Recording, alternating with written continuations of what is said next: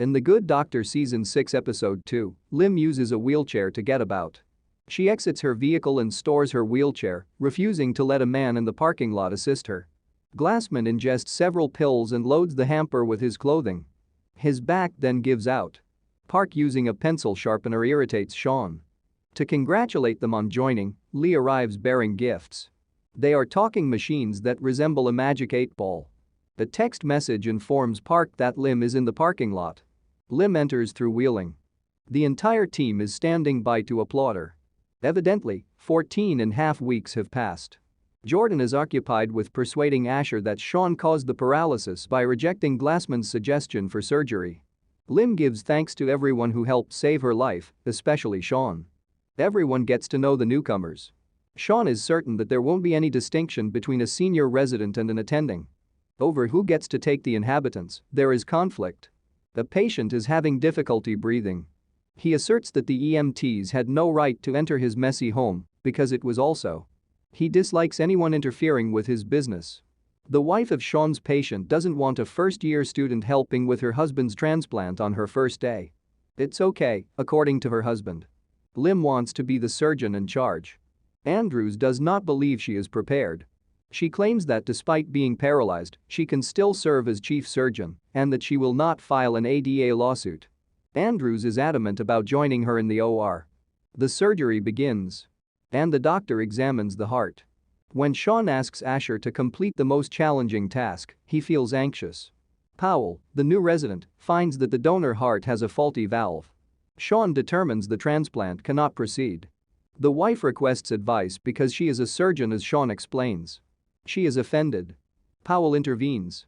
The patient claims he is neither a hoarder or recluse, telling Jordan and Perez this.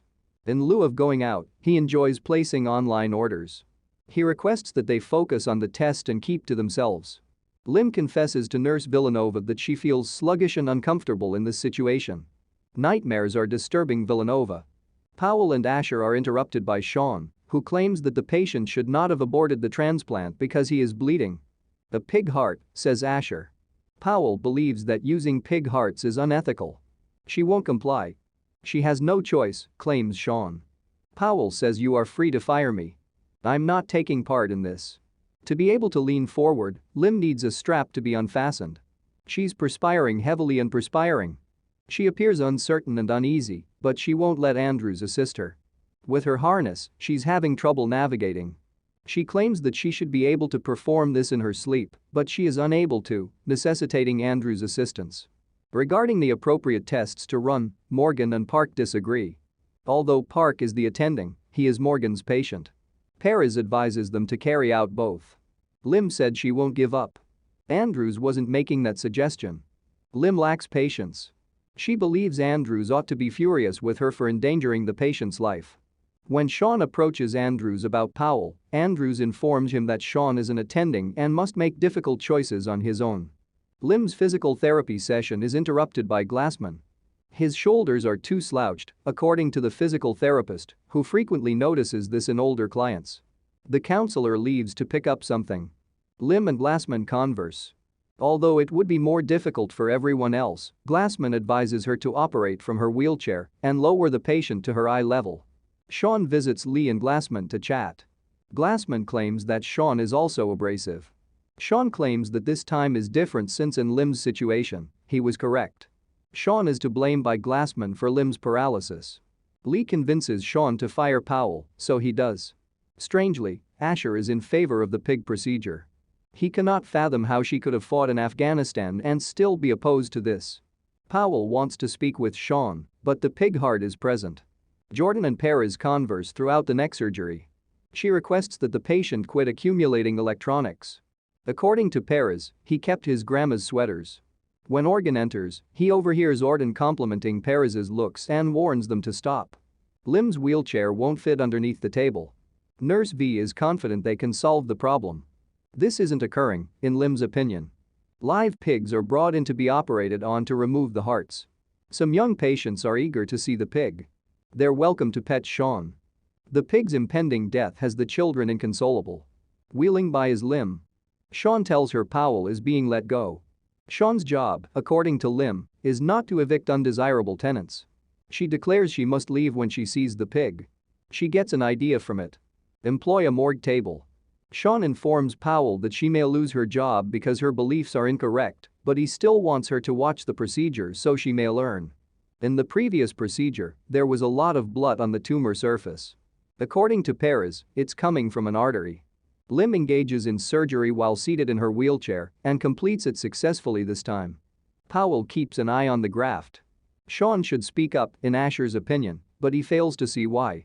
Sean says he is the attending so he will do it, even though it is harder than he anticipated. Informing them that a human heart is accessible, Jerome stops them. The procedure went well. Hall claims that Dr. Murphy will help her spouse be fine. Except for Powell, Sean claims that it was a team effort. The other patient is perplexed as to why a pig is present. He is given an explanation by Perez and shown the pig. The patient queries what will transpire. The pig must be put to death because he is currently unable to be with pigs. He is petted by the sufferer.